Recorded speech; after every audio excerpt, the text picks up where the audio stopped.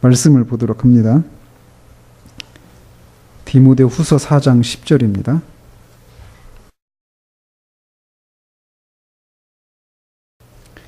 같이 읽습니다. 데마는 이 세상을 사랑하여 나를 버리고 데살로니가로 갔고, 그레스게는 갈라디아로, 디도는 달마디아로 갔고. 지금 제가 이 본문이 아까 찾아놓는다는 게 깜빡 잊었는데, 이 데마가 또 한 번 나오거든요. 그 다른 데서도 한번 나오는데, 그 골로새서 4장 14절 한번 보시기 바랍니다. 골로새서 4장 14절입니다. 같이 읽습니다. 사랑을 받는 의사 누가와 또 데마가 너희에게 문안하느니라. 자, 여기선 데마가 한번 나오죠. 그 다음에 골로새서가 디모데후서보다 먼저 쓰여진 그런 서신입니다. 편지입니다. 후에 데마가 이제 이렇게 변화가 되는 거예요. 이제 그 장면을 통해서 우리가 교훈을 받고자 하는 겁니다. 자, 지난주에는 그 두 마음과 그 친구들과의 그런 대화를 우리가 살폈습니다. 신앙이라고 하는 것이 어떤 햇빛이 찬란하게 비칠 때, 또 사람들한테 칭찬을 받을 때만 신앙이 필요한 것이고, 그 어떤 자기의 유익을 얻기 위한 것이 신앙이다.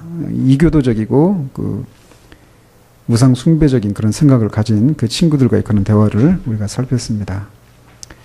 이제 보면서 본문을 읽어가면서 이제 살펴가도록 합니다.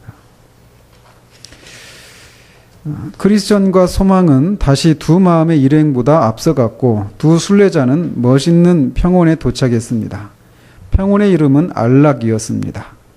이곳에서 두 순례자는 매우 만족했습니다. 그러나 평원은 좁고 짧았기 때문에 금방 끝나고 말았습니다. 1번에 보시면 멋있고 평안한 평원이 금방 끝나는 이유는 무엇입니까? 순례길에서 게으르지 않도록 하기 위한 하나님의 방법이다라고 말씀을 드릴 수 있습니다. 우리 그 육체의 본성은 쉽고 편안하고 안락하고 이거를 우리가 즐거워하거든요. 근데 그래서 이런 환경이 우리 가운데 주어질 때 우리는 대부분 하나님을 향해서 우리가 마땅히 가져야 될 어떤 그런 영적인 민감함들, 이런 것들을 잊고 그냥 영적인 게으름에 빠지기 쉽다라는 것입니다. 그런 본성을 아시기 때문에 이 순례길 가운데서 그런 안식을 주시지만 계속해서 그 믿음의 경주를 해나갈 수 있도록 그 안식이 보면 대체적으로 짧은 그런 안식이다라고 하는 것을 볼 수 있습니다. 그런데도 그게 갈 수 있는 게 뭐냐면, 이 순례길의 목적이 안식을 누리는 것이 아니잖아요, 이 땅에서. 그죠? 우리의 삶을 통해서, 우리의 존재를 통해서, 우리의 그 하나님의 일을 통해서 하나님을 기쁘시게 해드리는 그런 열매를 맺는 것, 이것이 신앙의 목적이기 때문에 우리가 안식을 누리는 것, 우리가 평안을 누리는 것, 이것이 신앙의 제일 1차적인 목적이 아니란 말이에요.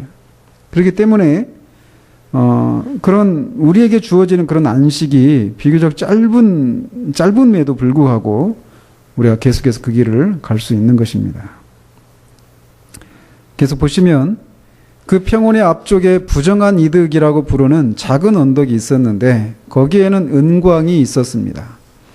은이 희귀해서 은광을 보려고 사람들이 옆길로 들어섰습니다. 그러나 은광 입구에 너무 가까이 다가섰다가 땅이 무너지는 바람에 사람들이 죽고 어떤 이는 불구자가 되어 죽는 날까지 자신의 몸을 스스로 움직일 수가 없었습니다. 은광이 위험한 이유는 무엇입니까? 라고 이번에 묻고 있습니다.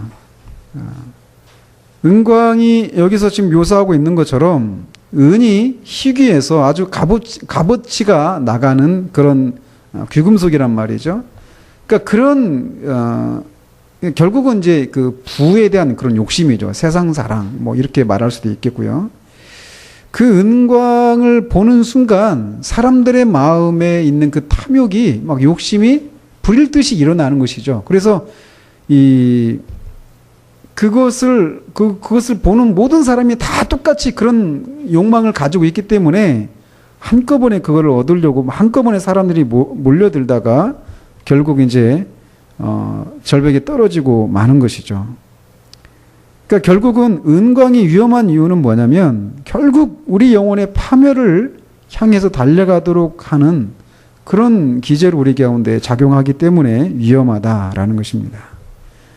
우리가 그런 세상을 향해서 이런 것들에 눈이 멀게 되면 결국 하나님을 버리고 세상을 향해서 세상으로 돌아가 버리게 만들게 되기 때문에 이 은광이 위험하다라고 할 수 있습니다.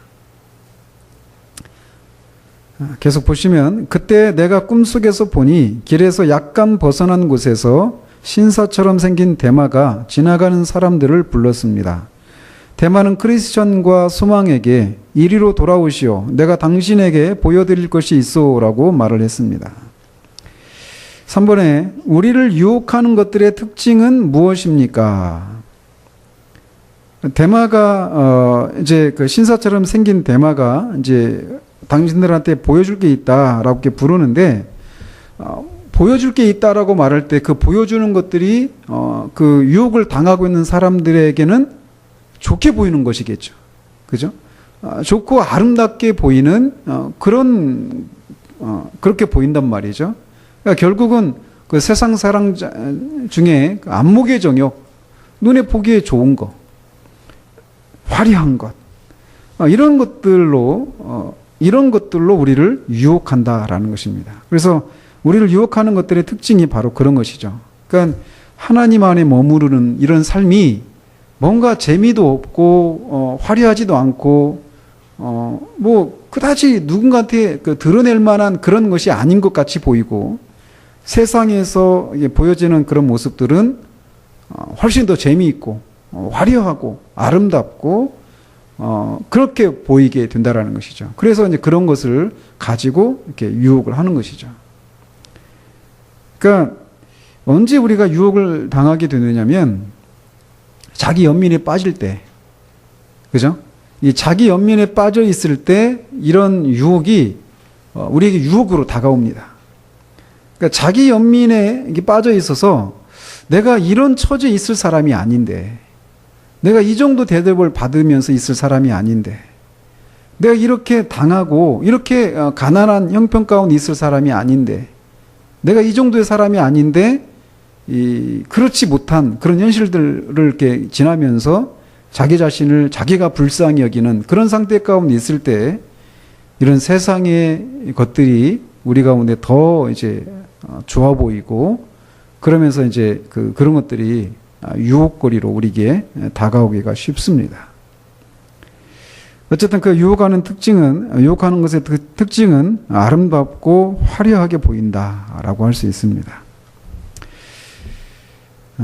그래서 이제 크리스찬이 묻습니다. 가는 길에서 벗어나서 볼만한 가치가 있는 것이 무엇이요?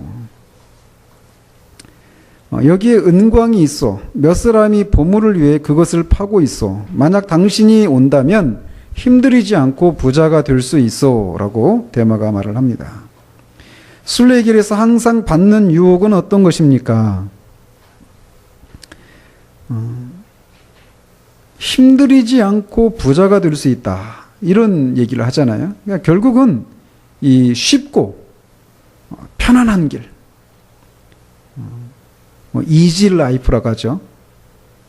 그 쉽고 편안한 길을 제시받는다라는 것입니다.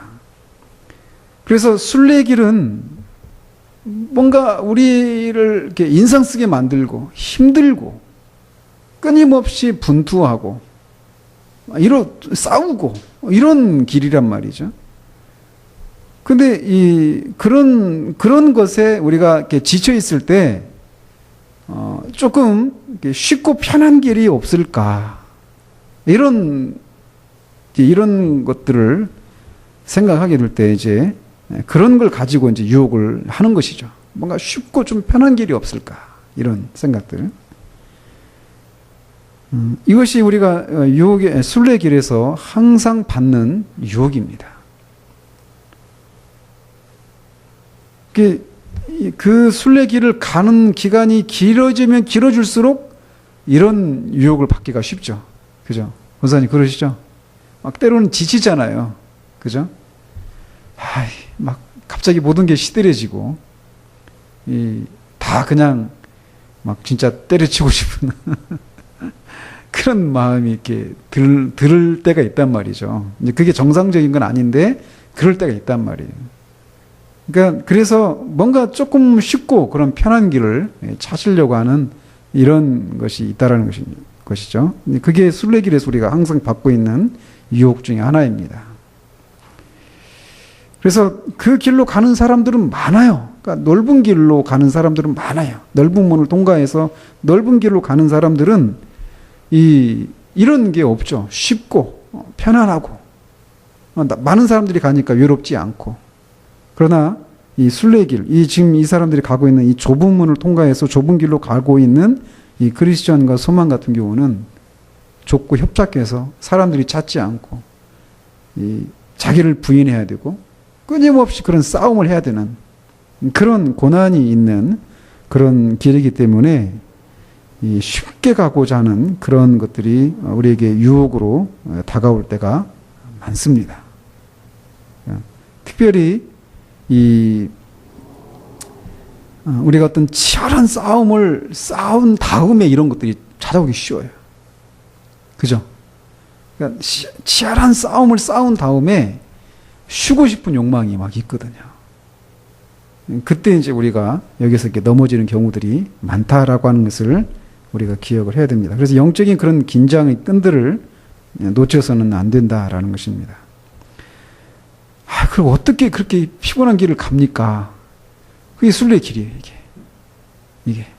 오늘날은 이런 것에 대해서 많이 얘기하지 않고, 아무튼 쉽고 편안한 길을 계시하는 이런 가르침들이 교회 안에 많이 넘쳐나는데, 성경에서 말하는 순례길은 그런 길이 아닙니다. 자, 계속 보시면, 소망이 이제 크리스천에게 이제 말을 합니다. 우리 가봅시다. 솔깃한 거예요, 벌써 소망은. 안 됩니다. 저는 이 장소에 대해서 이전부터 들어왔습니다. 정말 많은 사람이 이곳에서 죽었습니다. 보물은 그것을 찾는 자를 삼키고 맙니다. 왜냐하면 이것은 그들의 순례길을 방해하는 것이기 때문입니다. 5번에 보시면 소망은 대마의 유혹에 미혹되어 가보자고 했습니다. 그러나 누구의 도움을 받아 유혹에 완전히 넘어가지 않았습니까? 소망은 어디에서 합류를 했죠? 크리스찬과 허영의 시장에서, 그죠?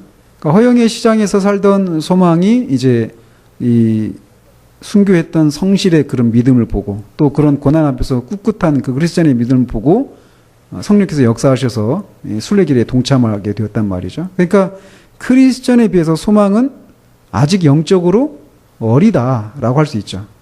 어떤 영적인 경험이 아직은 일천하단 말이에요. 그렇기 때문에 크리스천에 비해서 위선자의 유혹에 쉽게 노출될 수가 있다라는 것입니다. 그렇다 해서 그 성숙한 사람은 그런 유혹을 안 받고 또 넘어지지도 않느냐? 그건 아니에요. 상대적입니다. 상대적으로 그렇다라는 것이에요. 그렇기 때문에 소망이 먼저 이렇게 유혹의 마음이 이끌렸던 것입니다. 그때 크리스천이 이것에 대해서, 그러니까 대마의 존재에 대해서 이미 교훈을 받고 있었어요.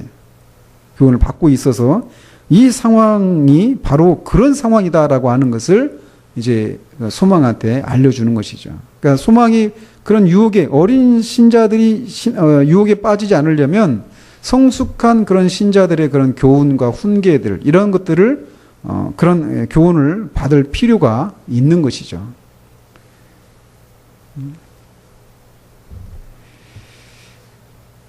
근데 거꾸로인 경우들이 많아요. 거꾸로인 경우들이. 그래서 이 초신자들이 막 주님의 사랑에 막 그 뜨겁고 막 불붙어 있을 때 이게 신앙의 어떤 최고조에 있는 것 같이 생각하고, 이 성숙한 신자들은 막 그렇게 하지 않는 그런 모습 보면서 마음속으로 저분은 신앙생활 오래 했다던데 왜 저렇게 밋밋하고 뜨겁지도 않고 뭐 이러지 하면서 속으로 이렇게 판단하고, 그 성숙한 사람이 얘기하는 얘기를 이제 귀뚱으로 이제 한쪽으로 흘려 들으면서 잘 들으려고 하지 않는 이런 모습을 보이는 경우도 있단 말이죠. 그러나 이런 것들을 우리가 주의를 해야 됩니다. 자, 계속 보시면 크리스천 또 이제 대마에게 묻습니다. 위험하지 않소? 순례길을 방해하지는 않소? 이렇게 물어봅니다. 그러니까 크리스천의 그런 질문 속에서도 그가 지금 어떤 것을 지금 목표로 하고 있는가 이런 것들을 지금 우리가 헤아려 알 수 있죠. 맨 처음에도 가는 길에서 벗어나서 볼만한 가치가 있는 것이 무엇이요? 이렇게 하면서 자신의 그 최고 가치가 어디 있는가, 천성을 향해 가고 있는 그 순례 거기에 지금 자기의 그 최고의 가치를 거기에 두고 있다라고 하는 것을 이런 질문을 통해서 우리가 알 수 있습니다. 자, 이렇게 이제 묻자 대마가 대답을 하죠. 주의를 기울이는 자에게는 그렇게 위험하지 않습니다. 이 말을 하면서 그는 얼굴을 붉혔습니다. 6번에 대마는 위험한데도 위험하지 않다고 거짓말합니다. 성도를 유혹할 때 쓰는 마귀의 전략은 무엇입니까? 결국 거짓말이죠. 그죠? 그러니까 뭘 통해 알 수 있냐면 대마가 얼굴이 빨개지고 있는 거예요. 말을 하면서. 그러니까 자기가 지금 막 그렇게 주의를 기울이는 사람한테는 그렇게 위험하지 않다. 근데 사실은 그렇지 않다라는 거죠. 그래서 얼굴이 빨개지고 있는 것인데 이렇게 거짓말로 유혹을 하는 것이죠. 잠언에 엊그제까지 잠언을 읽었잖아요. 훔친 사과가 더 맛있다. 이게 이제 사람들이 하는 얘기란 말이죠. 그런데 그렇지 않다라는 거죠. 그러니까 그 순례길에 벗어나 하나님 뜻이 아닌 다른 것들을 했을 때 그것이 우리를 더 행복하게 하고 더 우리에게 큰 만족을 준다. 이게 이제 이런 식으로 사단이 우리에게 다가오는 거죠. 그런 것들을 우리가 잘 헤아려야 한다라는 것입니다. 계속 보시면 크리스천이 소망한테 얘기합니다. 한 걸음도 벗어나지 맙시다. 계속해서 우리의 갈 길을 갑시다.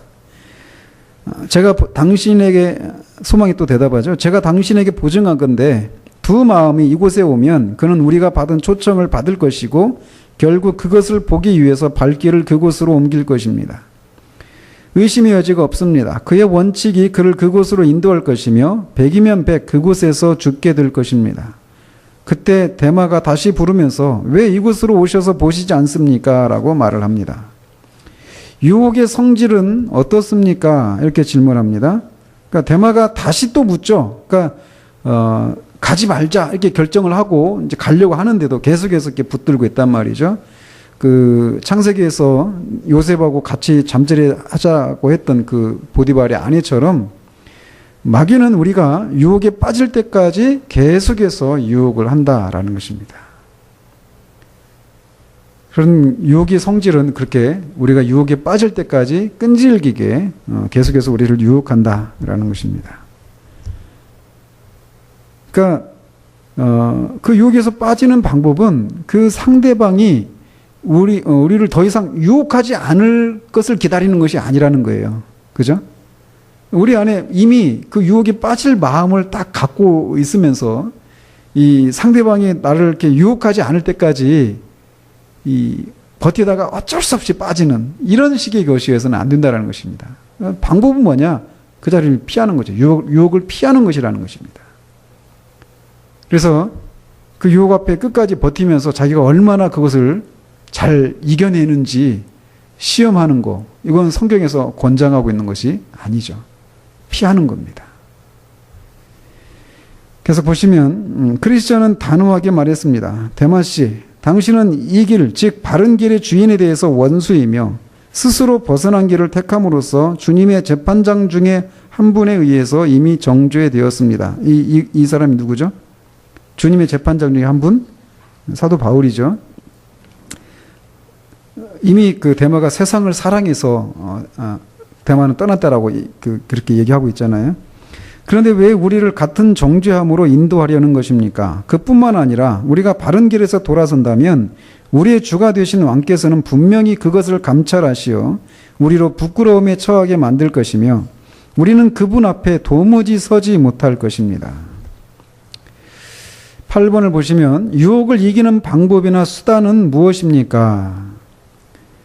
여기서 말하고 있는 것처럼 그 길에서 돌아선다면 그 하나님 앞에, 주님 앞에 우리가 부끄러워서 그 앞에 설 수 없게 된다라고 하는 것. 즉 내가 이렇게 죄를 범했을 때 하나님과의 관계에서 있게 될 그 영적인 그런 것들, 또 그 하나님을 향해서 하나님의 마음을 아프게 해드린 그런 것들을 생각할 때 우리가 그 유혹을 물리칠 수 있는, 그 유혹을 물리치는 방법이 바로 그런 것이다라는 것입니다. 그거를 한번 생각해 보십시오. 그러니까 주님을 3번 부인했던 베드로 얘기 아시잖아요. 그러니까 베드로가 3번 부인했을 때 그때 어떻게 됐죠? 부인하자 누가 울었죠? 닭이 딱 이제 2번째 막 울었잖아요. 딱 울고 나서 베드로가 주님을 봤죠. 주님도 베드로를 봤어요. 그래서 눈이 마주쳤어요. 그거 아시죠? 그때 그 베드로를 바라봤던 주님의 그 눈빛이 어땠을까요? 그러니까 거 봐라. 내가 너 그렇게 실패한다고 하지 않았느냐. 그렇게 큰 소리 치더니 거 봐라. 쌤통이다. 뭐 이런 거였겠어요? 아니면 네가 어쩜 그렇게 할 수 있느냐. 이런 것이었을까요? 네가 어떻게 나한테 그렇게 할 수 있느냐. 그렇게 큰 소리 치더니 하면서 어떤 서운함이나 막 이런 것을, 실망감 이런 것들을 표현했을까요? 주님의 그 시선은 한번 잘 생각해 보십시오. 제가 이런 걸 다 말할 수는 없지만 주님이 그 베드로, 실패한 베드로를 바라보시는 그 주님의 시선, 거기에는 말할 수 없는 연민, 그죠? 그게 분명히 있었을 거예요. 그리고 그 베드로가 그 실패를 통해서 자신의 그 연약함, 정말 자기가 갖고 있는, 생내적으로 가지고 있는 그런 어떤 강함과 어떤 용기, 이걸 가지고 주님의 뜻에 맞는 그런 삶을 살 수 없다라고 하는 것을 그 현장을 통해서 정말 절감을 한 거잖아요. 그죠? 그러니까 뒤에 가서는 네가 나를 사랑하느냐 이렇게 물었을 때 선뜻 대답을 못 하잖아요. 그죠? 그러니까 자신의 힘으로 주님의 그 말씀을 살아갈 수 없다. 이거를 그 사건을 통해서 절감을 한 거예요. 근데 그렇게 자신의 그 존재됨을, 자신의 그런 무가치함과 무능력함을 그것을 통해서 딱 경험했을 때 그것을, 그런 과정을 겪는 이 베드로의 어떤 베드로의 그런 모습을 보면서 주님이 연민, 불쌍히 여기시는 그런 마음과 함께 그럼에도 불구하고 여전히 그 베드로를 사랑하고 계시는, 그러니까 그런 어떤 사랑과 연민과 어떤 불쌍히 여기는 것들, 뭐 이런 것들이 복합된 시선이었을 거란 말이죠. 그러니까 그런 시선을 우리가 생각할 때 우리는 죄의 유혹들을 물리칠 수가 있죠. 근데 그 유혹을 받을 때 그것을 생각해야 되는데 유혹이 빠진 다음에 생각하는 것이 문제라는 거예요. 그죠? 그러니까 자꾸 이런 것들을 우리가 자꾸 생각해가는, 이런 면에서도 우리가 훈련이 필요한 거죠. 이런 것들이. 그래서 그런 하나님과의 그런 관계, 주님과의 그런 관계, 이런 것들을 생각함으로써 그 유혹을 이길 수 있다라고 할 수 있습니다. 그래서 보시면 데마가 이제 소리치면서 말을 합니다. 나도 당신들과 형제요. 만일 당신들이 잠시 지체해서 기다려준다면 나도 당신들과 함께 가고 싶소. 당신의 이름이 무엇입니까? 내가 불렀던 데마가 아닙니까? 맞습니다. 내 이름은 데마요. 나는 아브라함의 자손이요. 나는 당신을 잘 알고 있습니다. 게하시가 당신의 증조부이며, 게하시가 누군지 아시죠? 엘리사의 종이었죠. 나아만 장군한테 가가지고 금화를, 옷과 돈을 이렇게 취했잖아요. 그 종입니다. 게하시가 당신의 증조부이며 유다가 당신의 아버지로 당신도 그 발자취를 따라왔습니다. 당신이 하는 일은 마귀의 장난과도 같으며 당신의 아버지는 반역자로서 스스로 목매어 죽었고 당신도 그보다 나은 상을 받을 수 없을 것입니다. 우리가 왕에게 나아갔을 때 이런 당신의 행위를 말씀드릴 것이니 분명히 알아두십시오. 9번에 보시면 데마가 자기는 아브라함 자손이다 이렇게 대답을 한 부분입니다. 외형적인 요소로 자신을 하나님의 백성이라고 주장한다고 해도 반드시 무엇이 있어야 하나님의 백성입니까?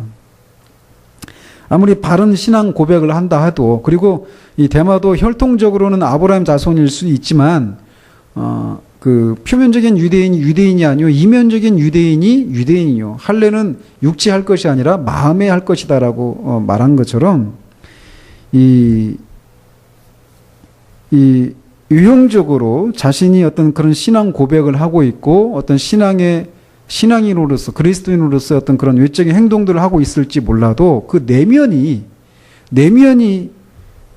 그런 심령의 그런 진정한 변화가 있느냐 없느냐, 이것이 그 사람이 진짜 하나님의 백성인가 아닌가를 말해주는 것이다 라고 할 수 있습니다.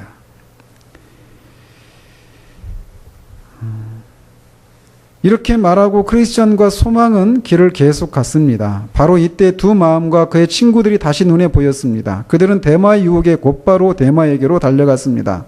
그리고 은광 언저리에서 안을 보다가 갱 속으로 떨어졌는지 은을 캐려고 내려갔는지 구덩이에서 쉴 새 없이 나오는 축축한 가스에 질식되었는지 확신할 수는 없지만 두 번 다시 이 길에서 그들을 볼 수 없었습니다. 그러자 크리스천은 노래를 불렀습니다. 두 마음과 은광은 모두 동의해서 하나는 부르고 다른 하나는 달려가네. 탐욕을 나누다가 세상으로 들어갔고 천국 길을 포기했네. 결국은 여기서 멸망을 하고 만 거죠. 두 마음과 그 친구들이. 내가 꿈속에서 보니 이 평원의 다른 한쪽에 오래된 비석이 있었는데 순례자들이 그곳에 이르는 것을 보았습니다. 오래된 비석은 길 옆에 생소하게 서 있었습니다. 비석의 이상한 형태 때문에 순례자들은 관심을 보였습니다. 비석은 마치 한 여인이 돌기둥으로 변한 모습과도 같았습니다. 순례자들은 그것을 바라보고 또 바라보았습니다. 그러나 그것이 무엇을 의미하는지 말할 수 없었습니다. 마침내 소망이 비석 위에 진귀한 필체로 새겨진 글귀를 찾아냈습니다. 소망은 학자가 아니었기 때문에 학식이 있는 크리스천을 불러서 그 의미를 찾아내도록 했습니다. 크리스천이 다가와서 글자들을 서로 맞추었더니 롯의 아내를 기억하라는 뜻이었습니다. 그래서 크리스천은 그것을 소망에게 읽어주었습니다. 그리고 두 순례자는 롯의 아내가 소돔 땅을 안전하게 빠져나오다가 탐욕스러운 마음 때문에 뒤를 돌아보아서 소금 기둥이 된 것이라는 결론을 내렸습니다. 뜻밖의 놀라운 광경은 순례자들이 다음과 같은 대화를 나누게 했습니다. 형제여, 이것은 참으로 시기적절한 광경입니다. 데마가 우리에게 부정한 이득의 언덕을 보게 하기 위해서 초청한 후에 이것을 보게 되었습니다. 만일 데마가 우리에게 오라고 했을 때 당신의 마음이 끌렸던 것처럼 우리가 갔다면 우리도 이 여인과 같이 되었을 것이며 나중에 오는 사람들에게 구경거리가 되었을 것입니다. 10번에 보시면 같은 내용의 가르침이 반복되는 것은 무엇을 의미합니까? 그러니까 이미 앞에서 데마의 그 유혹을 통과하는 이런 것도 결국은 여기서 지금 말하려고 하는 것과 똑같은 거죠. 그 돌기둥으로 변한 롯의 안을 통해서 교훈을 하려고 하는 것과. 그런데 이렇게 같은 내용의 가르침이 반복되고 있단 말이죠. 그건 결국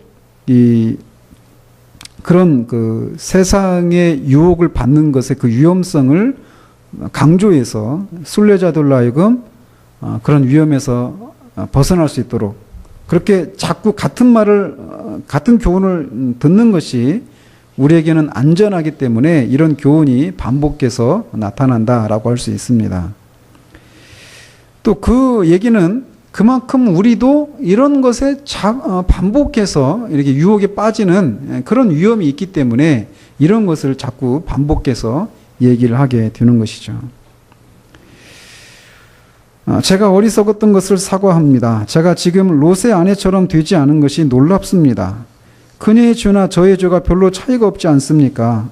그녀는 단지 뒤를 돌아보았지만 저는 가서 보고 싶은 욕망이 있었습니다. 하나님의 은혜에 감사드립니다. 그렇지만 저의 마음속에 그러한 것들이 있다니 참으로 부끄럽습니다. 11번에 소망은 자신이 롯의 아내와 다를 바가 없다는 것을 깨달았습니다. 그래서 결국 무엇을 인정하게 됩니까? 결국 자신이 이런 존재다라고 하는 것을 이제 깨닫는 거죠. 그러니까 결국은 이렇게 자기 안에 여전히 세상을 향한 그런 세상의 그 유혹에 끌리고 있는 자신의 그런 부패성들, 이런 것들을 이런 시험을 통해서 깨닫게 되는 거죠. 그러니까 이런 시험을 통과하게 하시면서 그런 우리 자신을 이렇게 보게 하시고, 그러면서 자꾸 우리를 더 순결하게 하시고 깨끗하게 하시는 이런 것이 이 하나님이 우리를 다루어 가시는 그런 방식이기도 합니다.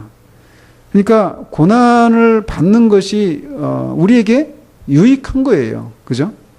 그 고난이 있기 전까지는 우리는 우리 자신을 모릅니다. 우리 자신을 우리가 아는 것 같지만 사실 몰라요. 그죠? 그래서 하나님께서 다른 사람이 또 말해줘서 아는 우리하고, 또 우리가 알고 있는 우리하고, 하나님이 바라보시는 우리하고는 천지 차이가 있습니다. 우리는 몰라요, 우리 자신을. 막 우리가 하나님을 위해서 정말 어떤 최고의 그런 헌신을 이렇게 다짐하고 그런 삶을 살고 있고, 하나님을 즐거워하고 사랑하고 막 이렇게 헌신되어 있는 그런 모습을 가지고 있는 우리 내면을 하나님께서 이렇게 들춰내신다라면 얼마나 무가치하고 무능력하고 이렇게 부패하고 불결한 것들로 가득해 있는지, 이런 것들을 우리가 그제서야 볼 수가 있는 거예요. 근데 그런 것들을 보게 되었을 때 우리가 내가 이것밖에 안 되다니 하면서 실망하는 것이 아니라 그런 우리를 정직하게 인정을 하는 것입니다. 주님 앞에. 소망이 말하는 것처럼 제 마음속에 이런 것들이 있다니 참으로 부끄럽습니다. 제가 이것밖에 안 됩니다. 이런 존재밖에 안 됩니다라고 하는 것을 인정하는 것이죠. 그래서 이 롯의 아내 같은 경우는 그렇게 잠깐 한번 바라본 거거든요, 뒤를. 그런데 소금 기둥이 되어버렸는데 이 소망은 더 나갔잖아요. 더 진전을 했잖아요. 그 유혹을 받는 것에 있어서. 그런데 그렇게 돌기둥이 되지 않은, 여기서 볼 때 하나님의 은혜를 이렇게 감사했던 거죠. 진짜 그래서 하나님께서 우리를 이렇게 다루시는 방식이 만약에 그 똑같은 그 잣대를 댔다면 이 소망도 돌기둥이 아니라 뭐 더 소금 기둥이잖아요, 그죠? 뭐 그 더 큰 그런 벌을 받아야 될 거예요. 그런데도 하나님께서 은혜로 그렇게 다루시지 않죠. 마찬가지예요, 우리도. 그죠? 우리도 그러니까 그런 어떤 다른 사람들이 이렇게 넘어져 있는 그런 모습을 보면서 우리가 경계를 해야 되는 거예요. 그거 보면서 저 사람이 저거밖에 안 되니까 저랬지, 이게 아니라 그런 모습 보면서 우리도 하나님이 우리를 붙들어 주시지 않으면 그렇게 그거 이상의 사람이 될 수 있다라고 하는 것을 우리가 기억하면서, 그런 넘어진 모습을 보면서 우리가 겸손하고 더 경계해야 될 그런 필요를 우리가 갖게 되는 것이죠. 계속 보시면 우리가 여기에서 본 것을 주의해서 앞으로 일어날 일에 도움이 되도록 합시다. 이 여인은 소돔 땅에서 빠져나와서 심판을 피했지만 우리가 보는 바와 같이 소금 기둥이 되어서 다른 것에 의해서 멸망당했습니다. 맞습니다.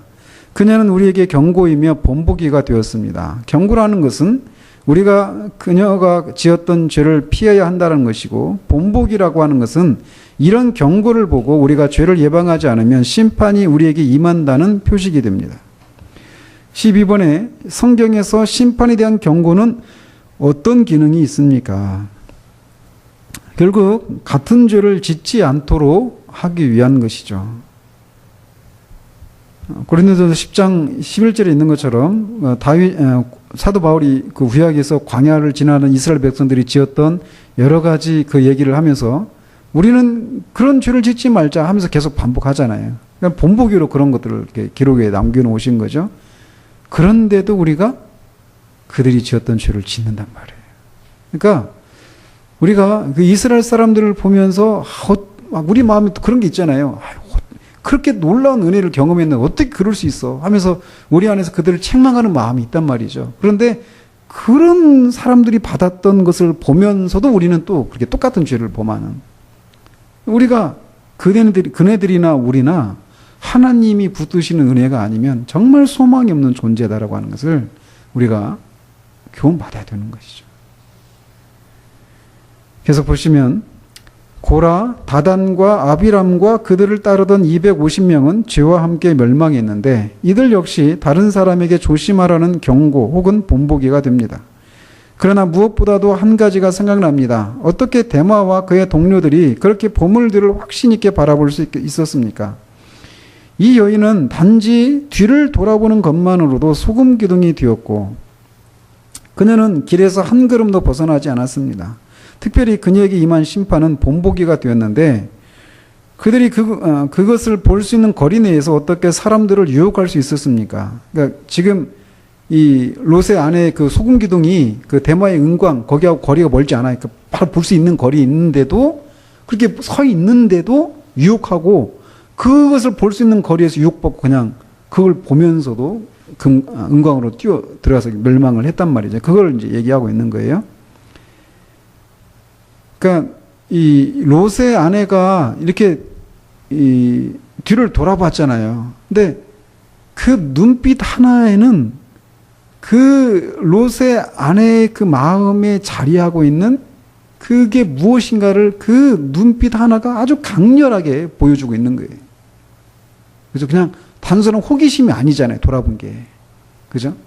거기에는 남겨놓은 세상, 그 안락함, 부요함들, 이런 것들을 향한 강렬한 욕망이 그 눈빛 하나에 다 담겨 있었던 것이죠. 그러니까 이게 작은 것이 아니죠. 그 바라본 이것이.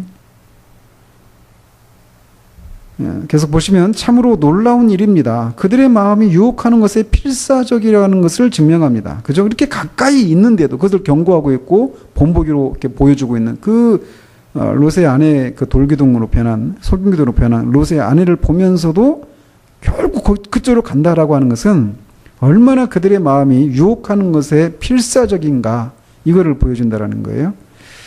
그들과 비교하기에 적합한 사람은 재판관 앞에서 소매치기 하는 자 혹은 교수대 아래에서 남의 지갑을 째는 자들입니다.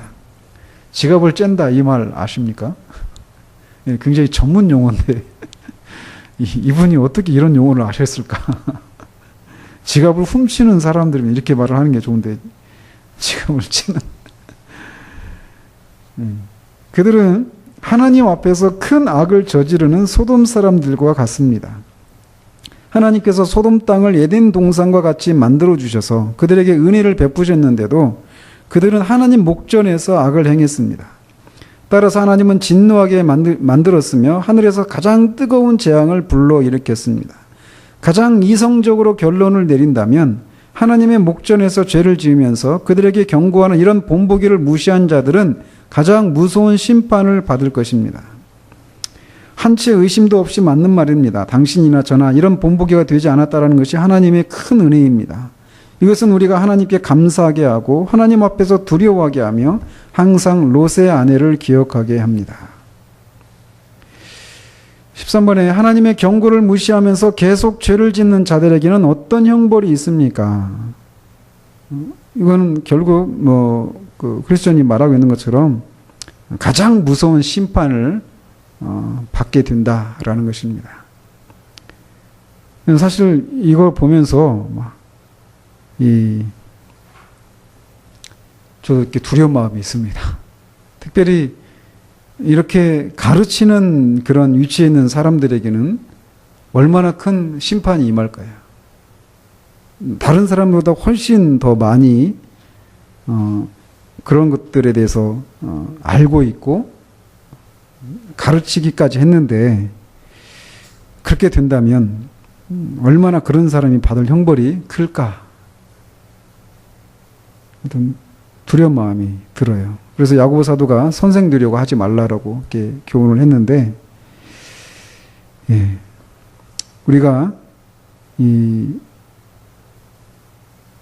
하나님께서 이렇게 저렇게 하나님이 기뻐하시지 않는 것을 행하고 있는 우리들의 모습을 이렇게 바라보시면서 그냥 어느 날 갑자기 그런 형벌을, 징계를 내리신 게 아니거든요. 이렇게 저렇게 어떤 사인들을 계속 경고를 이렇게 하시죠. 근데 이제 그런 것들을 자꾸 무시하고 해나가다가 크게 하나님으로부터 그런 징계를 받게 됩니다. 그런 일이 있기 전에 지혜로운 사람처럼 우리가 그런 경고를 가볍게 여기지 않고 이 롯의 아내를 생각하면서 세상의 유혹으로부터 우리가 유혹이 밀려올 때마다 이 롯의 철을 기억하라라고 하는 이 말씀을 기억하면서 거기에 넘어가지 않는 것을 통해서 승리하는 그런 우리가 되어지기를 바랍니다.